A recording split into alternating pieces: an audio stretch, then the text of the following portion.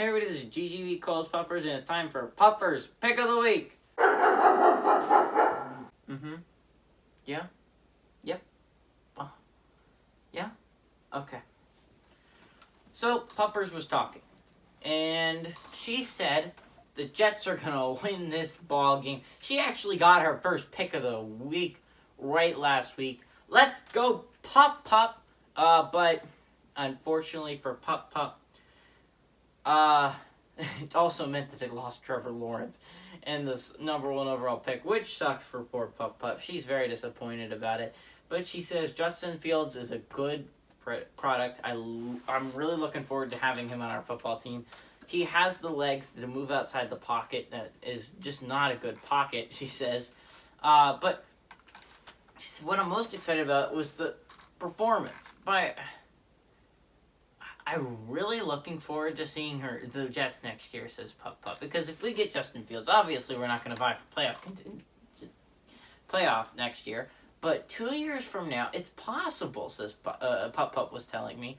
She said, listen up, if we have Justin Fields, okay, we have the quarterback position solved. Denzel Mims a good receiver. So we have some good receivers, Crowder and Brashad Perryman. They're all solid receivers, says Pup. Braxton Berrios is also a very interesting player that if we could keep next year, I feel like Justin Fields could make the most out of. Puppers also said Mekhi Becton is really good. I'm looking forward to seeing him next year. Pup also pointed out that she loves LaMichael Pirine and his talent, and she's looking forward to see him as the number 1 back next year. And their defense is atrocious, and Pup agreed. But